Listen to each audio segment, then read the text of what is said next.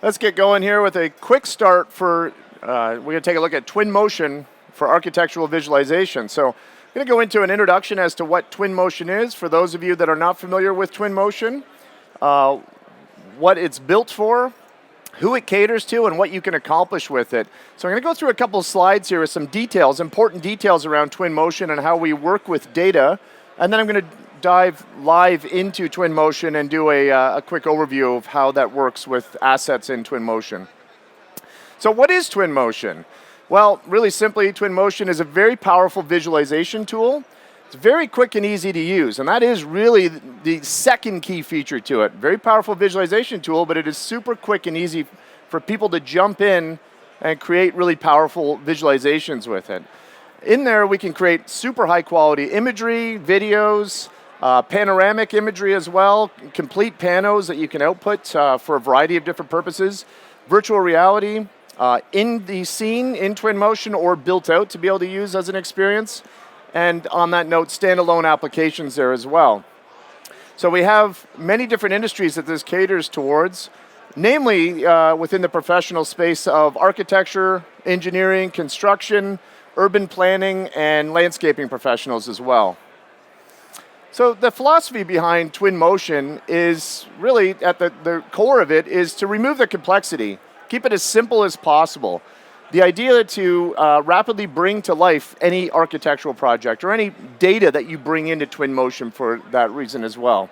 So the nice thing about Twinmotion is that I mentioned this quick and easy ability to jump in and be able to build things, very small learning curve, and that is at the crux of what Twinmotion's about. You know, we work with a lot of people within the Unreal Engine environment. We work with a lot of people that are in that architectural space, that engineering, construction, whatever it may be, that just outright don't really want to or have the time to learn a real-time engine development platform. They want something they can dive into with their CAD data and get results immediately. And that's where Twinmotion really comes from. It's really quick and easy to jump in and very rapidly learn what it is you need to do to be successful with what you want to do with Twinmotion. So who's Twinmotion for? Well, we can break it down to two basic areas here, the non-technical and the technical. So as I mentioned, we do have some people that maybe aren't that technically savvy with things like the complexities of diving deep into Unreal Engine or other packages, whatever it may be. They want to be able to just dive in and quickly produce compelling content. But as well, the other second part is the technical individual, and that might be to do a quick prototype, build out some path animation studies, maybe some simple character path animation studies, or to build some lighting studies, weather studies, climate studies around an architectural project as an example. So Twinmotion, it's this idea of click and go, and you're going to see when we dive into Twinmotion Live here, we work in this idea of drag and drop and click and go and create content very rapidly. It's really nice to be able to work in context to what you're working with your data from wherever that came from. So it's very quick and flexible data input. We have the ability to import data. We also have the ability, I'm going to flash over here in a minute to show you some of the plugins that we have available for Twinmotion now, and that plugin library is growing all the time. We're adding more as time goes on. We have a nice robust library of assets, models, materials, vegetation library, all of these things that are there in Twinmotion 2019 and things that we're going to be growing over time as well. This idea to create animations by simply one click and drawing out paths, and that might be animations of people, might be animations of vehicles, whatever it may be, to be able to quickly populate a scene.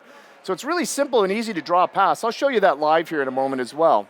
The other really cool thing about Twinmotion is that we can build things in context to the actual geolocation on the planet. So we can actually go in and geolocate where we should be so that we get the proper weather, climate, sun position, whatever it may be. And I'll show really quickly how we work with that as well. We can actually identify a place on the globe and be able to use that to populate a scene to bring all of that, that necessary geo-accurate data into as we work. And as I mentioned, it's this drag and drop workflow. So Twinmotion, one asset, many uses, right? Bring your data in and be able to create amazing things, whether it's still imagery or an interactive experience, a standalone application, an immersive experience, maybe something you want to dive into in VR. And as well, we can create beautiful videos, really high resolution videos live right out of Twinmotion as well. I'll show some samples of those in a minute too. So this is kind of an interesting thing, this 2-click workflow from CAD to VR in 2 clicks, and it really literally is that. Have your CAD data, jump into Twinmotion, click virtual reality with your virtual reality setup, and experience that data.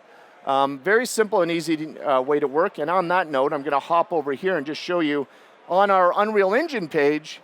If you are new to Twinmotion and you're a Revit user, or maybe you're using SketchUp or ArchiCAD, whatever it may be, right now we have direct links. And what these are is that you can install this with your Revit workflow as an example, and you have a Twinmotion tab within Revit where you can go and send your data directly over to Twinmotion and work back and forth in that workflow there so that everything you're doing in Revit you can bring over to Twinmotion and start visualizing in a very beautiful and compelling way to build out whatever it is you're trying to accomplish there.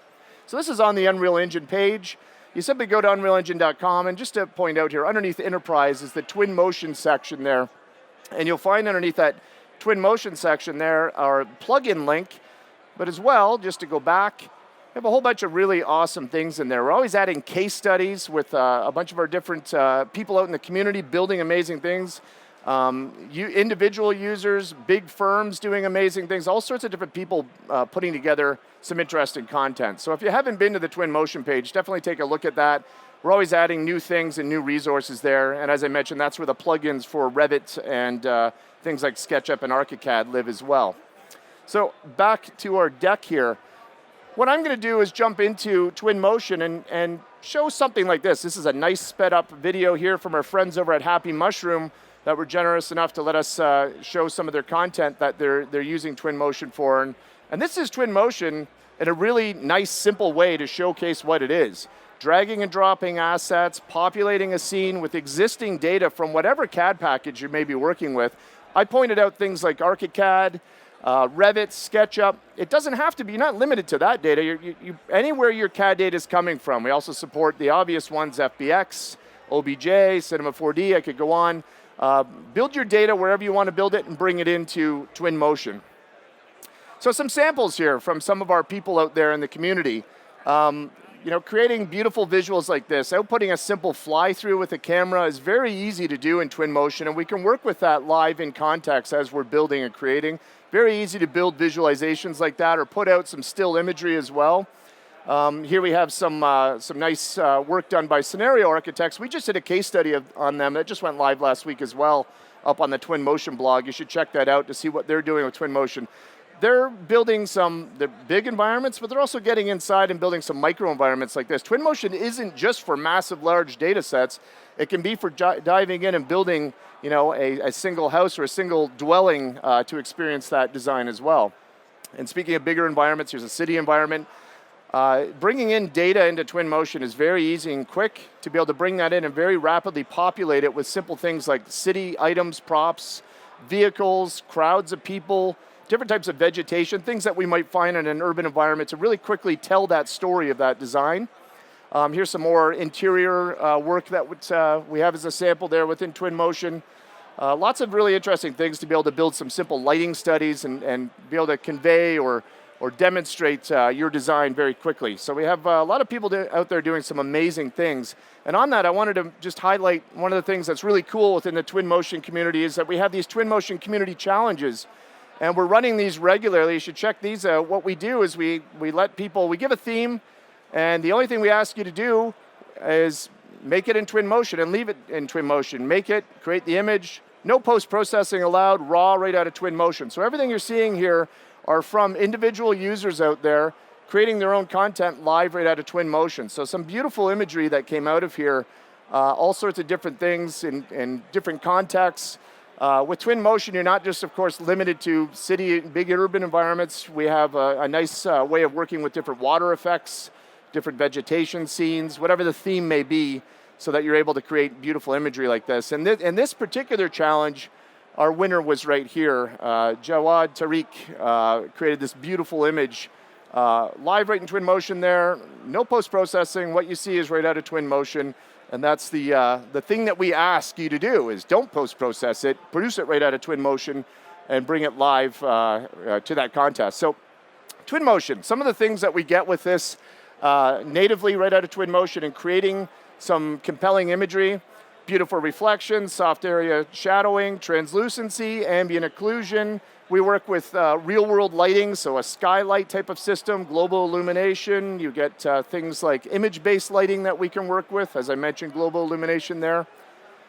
And this slide here, actually, what is interesting is just a comparison side by side. So an offline rendering solution, a typical ray tracing software, a lot of amazing ray tracing software packages out there, and I certainly don't want to be negative or poo-poo on them there, but the difference here, left and right, we have a ray tracing software package, 1 hour and 29 minutes, a 2K render, and on the right-hand side, a 4K render right out of Twinmotion, right there in the viewport as you're working in context with it, 0.2 seconds. So the major difference that we're working with here is that cost effectiveness, that ability to convey your message effectively and communicate that with a client rapidly is hugely important. And any corrections that you want to make at that time, you're making live in Twinmotion. You're not waiting another hour and a half to get half the resolution of what that one was, or at that point there, 2K versus 4K for the image. So before I jump into the live thing, important to point out there's multiple ways to learn. We're building a bunch of online content around Twinmotion. My colleague Chris Murray over there that runs the online learning academy on our unrealengine.com site, we actually have a really robust learning library available there, and we actually have some new Twinmotion content coming out soon.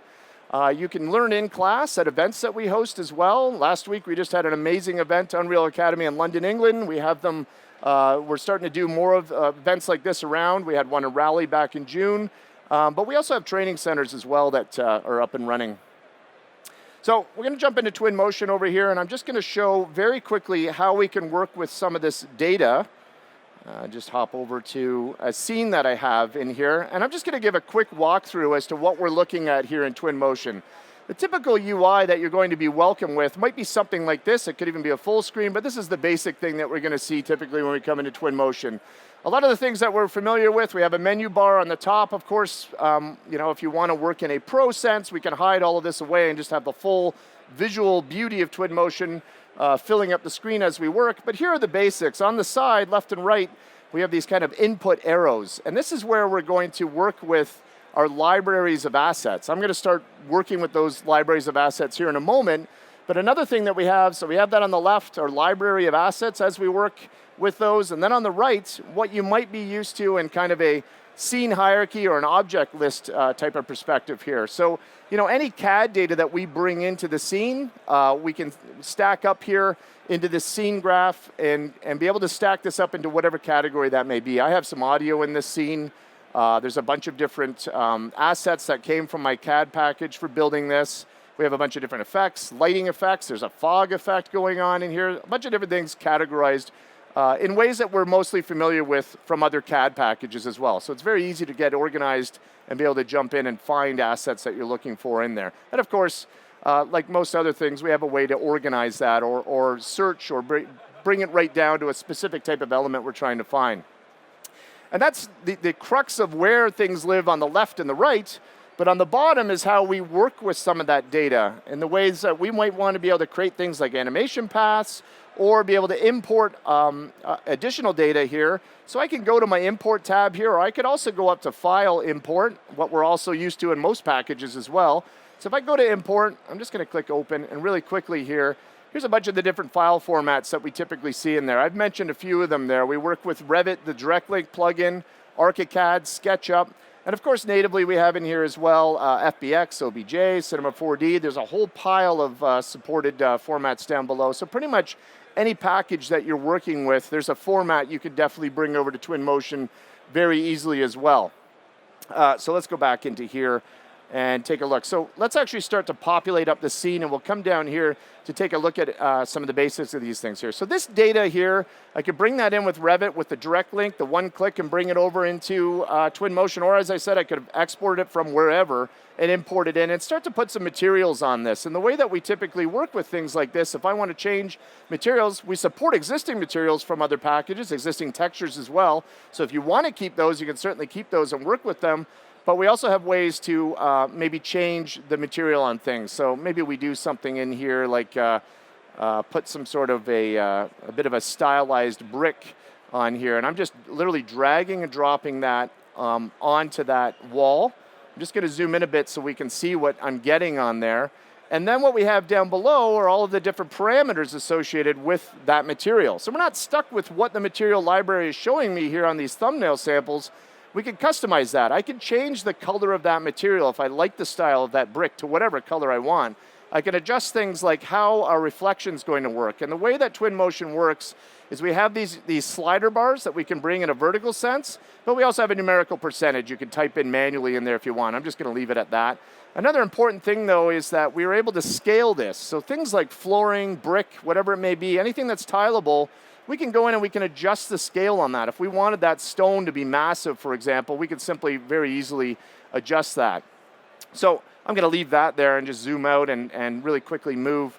I'm going to just spend some time going very quickly through all the different areas on here. I'm going to come out of the materials, and I'm going to take a look at another area within the library here. So some vegetation. You see that I have lots of trees going on in this environment.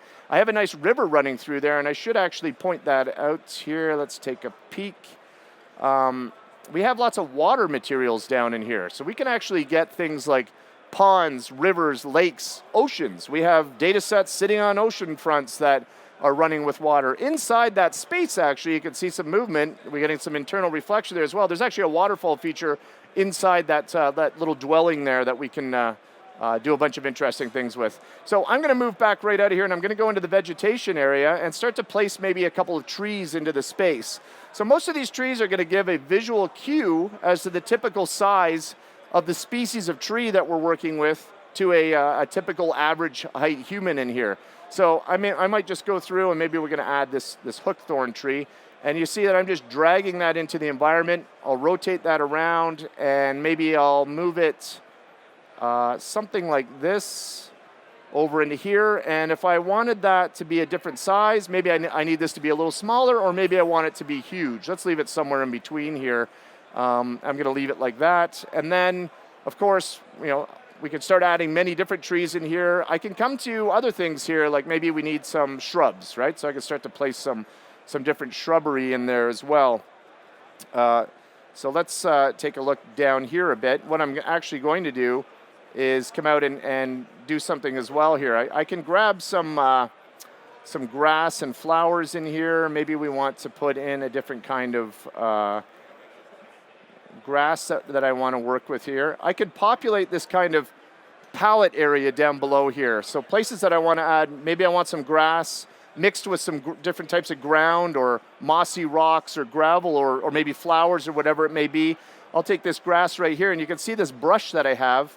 I'll leave it probably around that size. That's probably fine. And I could just start to paint that grass into that area in there very quickly. I can change that up. Maybe we want some forest ground.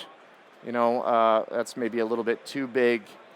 So let's move that down a little bit. I can start to paint in some different kinds of grasses in there. I can work with the overall scale on what I've painted in there as well. I can work with the opacity of this so that in that sense, as you're painting, you can get a bit of a blending effect going on with the different things that we're placing around in the scene. So we can really quickly populate everything with that as well. So I showed some of the vegetation library in there. Just to go over that really quickly there, we have a pretty robust library of trees, different species of trees. There's a bunch of really exciting things going on. If you stick around later, you come by and you see my colleague Martin, when he speaks about 2020, what's coming in the next version of Twinmotion, a lot of really exciting things going on there that tie into some of our recent announcements as well. If you're familiar with Quixel and our announcement last week of acquiring Quixel with some very realistic photo-based scanning of vegetation. It goes on and on, actually. It's not just vegetation. There's a bunch of things that they've built that we've acquired, and we've got some pretty exciting plans with what they're doing there. So we bring here into Twinmotion a library of all these different assets, right? If I wanted to maybe stick some rock formations down in here, very easy to do that. Maybe I want to put some boulders down in here. I create a bit of a rock garden or something like that. And I can adjust these, move them around, change them around. If I hold my shift key as well, I can duplicate that or instance or copy it, define how I want that to be, and be able to move that into my space and quickly build up something in there. Okay, so I'm getting low on time here, so let me move on to some of the other cool things that we can do here in Twinmotion as well. So you saw me dragging and dropping some vegetation in there. Of course, there's different things like props. If we had some city props in here, maybe we want to put something like a fountain outside here. I don't know, just drag that in. So this library of props that comes with Twinmotion, there's a lot of amazing things in here, all different kind of urban environment things. If we come out and we go back to the home, we have all these different things like living room furniture, electronic appliances in here. Here's a bunch of different, just for fun, let's throw a sofa around here, right? Just stick it over here. Stick it in the grass or maybe up on this little patio here. Why not? We have all different types of furniture that we can bring in, electronics. What I'm going to do now, though, is actually start to populate this, kind of bring things to life a little bit more and add some characters to this. And the way that we can do that is if we go to our character folder, you can see that we have humans, we even have animals. Let's add in, the grass is a little bit long over here. Maybe we throw a cow in there and let the cow start to do what the cow does. So we can add in animals. We can add in things like ambient birds flying throughout our scene there as well. We have a bunch of different things down here. Ambient fish within the water. I could throw in some different birds, animals moving around in the scene. Let's look at some humans here, though. I should point out before I place some humans, we have cutout humans as well. And what that is that a lot of people may just want to prefer to have a still static rendition or version of a human populating an architectural rendering. So we have a library of different cutout humans that can fit that as well. I'm going to go into my human directory here, and what I can do with this is I can simply grab someone here. I'm going to grab this guy, and I can just place him in the scene. He's checking out what the cow's doing over there, and he has an ambient animation on him there. So there he is. He's checking it out. He's having a good time watching what the cow's up to.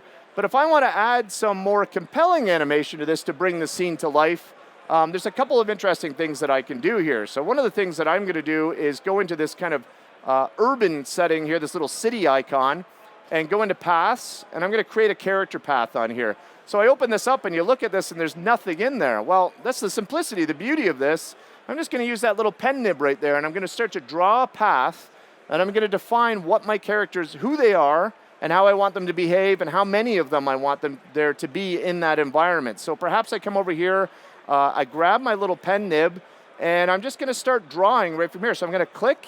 Oh, I need to press G. That's one of those things we want to remember with Unreal and with Twinmotion. G is our game mode. So if we press G, it brings on all of our other little elements, lights or effects that we have, these paths. So if I press G again, I'm hiding them away. So I'm going to leave that on for while I'm drawing this. Make a little step down there, and maybe bring this character or characters to come across this bridge here. And I don't know, maybe they go off for a nice little hike into the forest here. So I'll just leave it into there like that. And then what we're going to do, I'm just going to right click and finish that. And we can see that we now have people that are going to start to walk along that path there. So what I want to do is I can define here, so right now in our library, we have a variety of different cultures of people that we can place within the scene, but we can also define the type of clothing that they're wearing. Maybe they're wearing office clothing, or maybe they're at the beach. Maybe they're some casual travel wear that they have on in here as well. Now, a couple of the other things I can do is I can define the density of that. So right now we have one individual walking along here. Maybe we want just a lot of people following that path as they're going along. The creepy thing about what I'm building live in front of you is where are these people coming from and where are they going to? I don't know. That's the mystery of it, right? But the interesting thing is if I make the width of the path a little bit wider on here and I keep that density up, we get the level of creepiness aside with the crowds elevates, right? So where are they coming from? Where are they going to? I'll leave that one up to you. But anyways, what I can do in my scene as I work with this, if I hit that G key to just see and hit escape so I'm not selecting anything, now we can see these people in context here. I need to move my boulders out of the way. They're going through the boulders. But the only normal guy in the scene, in my opinion right now, is the dude checking out the cow. But that's a whole other thing there. So what we're going to do right now is very quickly just jump back into what we can do with this. If I built something that I wanted to showcase to the client, whatever this scenario is that I've built here live, we can do a bunch of things here. We can come down to our Output tab, and I can build high resolution imagery. I could build a very simple and quick edit of a video that I want to output. Maybe I need to output a 4K video. We can actually output live out of Twinmotion here an 8K video that you can send off there as well. BIM Motion is our ability to build out a standalone application. So if you want this to be an app, an interactable app that you want to share with your clients, we can very quickly build that into an executable, and you can share that with your client and have them play on that. So we have that working on the Windows platform, on the Mac platform as well. Panoramas, I mentioned in my slideshow at the beginning, the ability to work with panorama imagery live here out of Twinmotion as well. So I'm going to end it right there. Thanks for coming, everyone. I'm going to be around over here.